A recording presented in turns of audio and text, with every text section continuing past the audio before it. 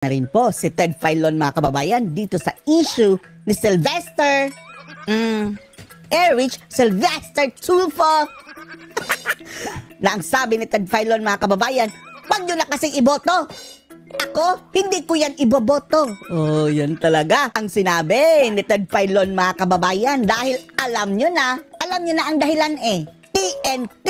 Hindi po tago ng tago, kundi tuta ni Tamba. Oh, TNT mga kababayan, tuta ni Tamba.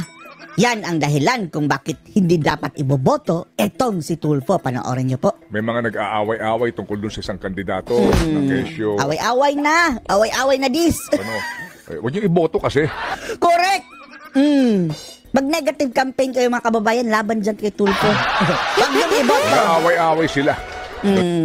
Away-away Daw na ho dis. sa mga inihahalin tulad ni Alice Guo na pamemeke ng nasyonalidad o something. Si Alice Go, disqualified agad. Tapos si Tulfo, lusot mga kababayan dahil TNT. Tutak ni Tamba. Kasi nga, huwag niyo nang iboto na kayo umasa sa amin dito. Ako hindi ko rin boboto yun. Oh, si Ted Filon mga kababayan, hindi na iboboto si Erich Sylvester Tulfo.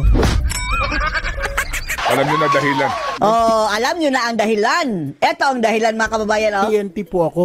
Oh. TNT po ako. Hindi po tago ng tago ha. Wala po kinalaman dito ang inyong pagiging OFW. Ang reason ni Ted Filon mga kababayan sa tingin natin, kaya niya nasabi na wag nang iboto ito si Tulfo dahil TNT, tuta ni Tamba. Walang paki si Ted Filon dyan sa pagiging OFW mo dati o naghirap ka. Yung pagiging TNT mo ngayon, tuta ni Tamba Tulfo. Yan ang dahilan. Kaya hindi ka dapat iboto. Sige. Nasa sa inyo na po yan. Okay. Hindi na kami idamay dyan. Basta Huwag na kami idamay. ako hindi ko rin boboto yun. Okay. Sige. Okay. Dito naman kay Erwin Tulfo. Ayun, mga kabatas natin.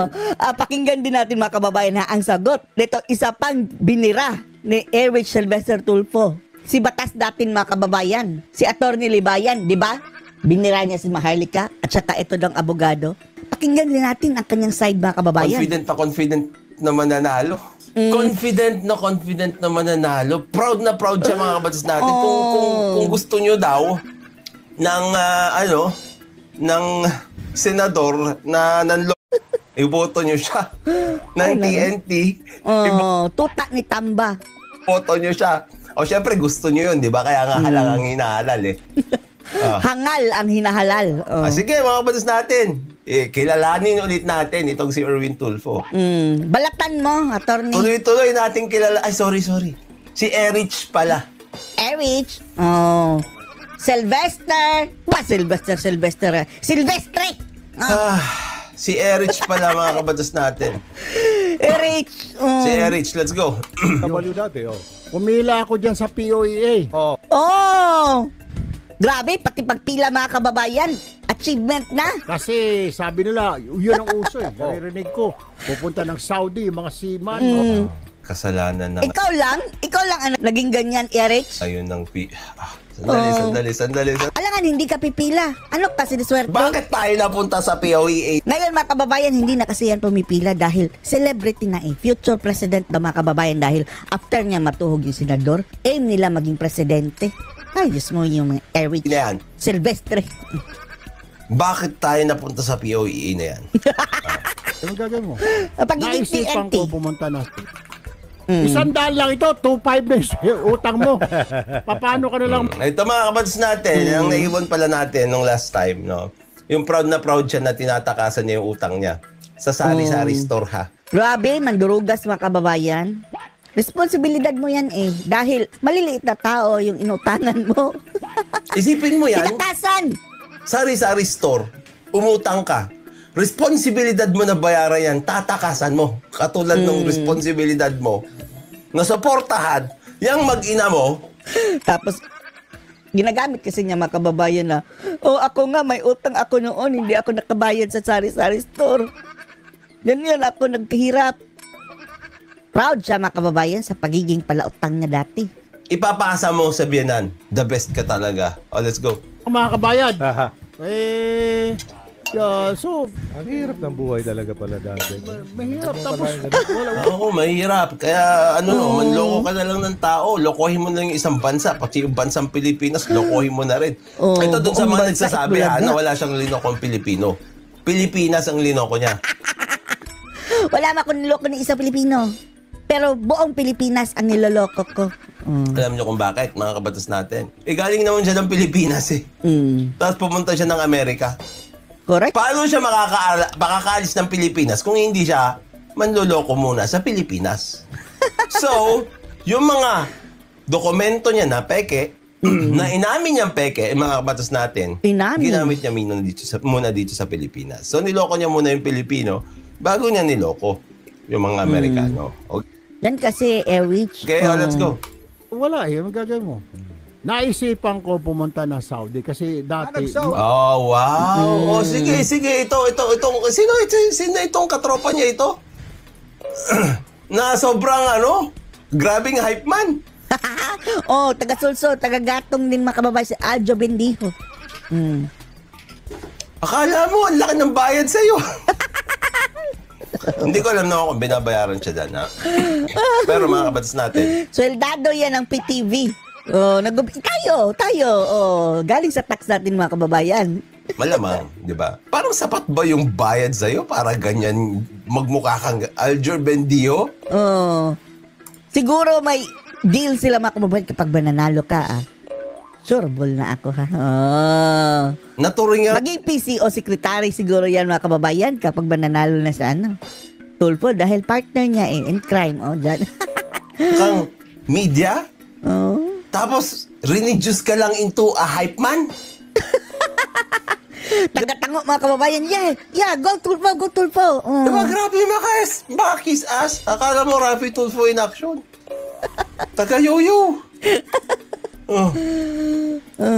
In short, niloko niya sarili niya. Of course, you have to make yourself you have to make a believer out of yourself first. Na, I'm a believer. Lokohin mo muna yung sarili mo baka makapanloko ng ibang tao para ka paniwala ka. Wala ako ni isang kaso. Pero may conviction ako sa Supreme Court. Diyan siya magaling. Let's go. Hindi ka pa ang tawag doon sa OFW, Overseas Contract Worker, OCW. dati, Pumila ako dyan sa POEA. Wow! Overseas contract worker. Worker yun. Ibig sabihin may working visa. Ngayon, hindi ka na pala pumipila. Shortcut na sila mga kababayan. VIP na sila ngayon eh. Wala nang pila-pila dyan. Ikaw, hindi ka overseas contract worker. Bakit? Amerikano ka eh. Rich ka eh. Mayroon nga pasaporte ng Amerikano. Yung OFW mga kababayan, ang hawak na passport yan, Pilipinas. Overseas Filipino worker. Filipino nga eh. Paano naging OFW yan? May pasaporte ng Amerikano. Rich, American citizen ka tapos meron kang passport. hindi nga sinagot mga kababayan. Meron kang social Why? security number. Wow, SSN. Ubo. Paano ka naging overseas worker? Ang bayan mo ay Amerika. Siguro mga kababayan, overseas American worker. Eto si Erich dito sa Pilipinas. Dahil dito siya nagtatrabaho eh, kung Amerikano siya mga kababayan. Overseas American worker. Nagtatrabaho sa Pilipinas. Oh my goodness. Ang tanong dyan mga kababayan, nagbabayad pa rin ba yan ng tax doon sa Amerika? Dahil kapag American citizen ka mga kababayan obligado kang magbayad ng tax sa Amerika kahit saan lupalop ka man ng mundo. So, hindi pa nga siya TNT. That's also a wrong terminology. Hindi siya TNT. May dokumento siya. Tuta ni Tamba. Peke nga lang. Stolen identity? Yan ba? Bakit? Rich. Ang TNT, tago ng tago, Tuta ni Tamba. hindi tama. Yung dokumento, walang dokumento yun. Siguro, may punto sa kanyang buhay na naging TNT siya. Tapos, may punto rin na nakakuha na siya ng blue passport, American passport. Ang tanong, how come nakakuha siya ng blue passport mga kababayan?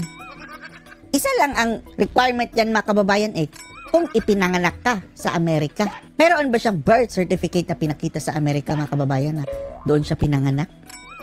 Sa Hawaii? Hawaii. Ano ba talaga, Erich? Bakit sila nandun? Wala silang dokumento. Undocumented, di ba? Undocumented aliens. Kaya nga TNT.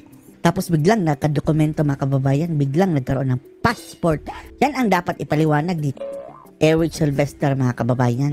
Pero antayin lang natin, lalabas din ang katotohanan. Anong masasabi niya dito mga kababayan? Dito sa kwento ni Eric Sylvester Tulfo. Post the comments below.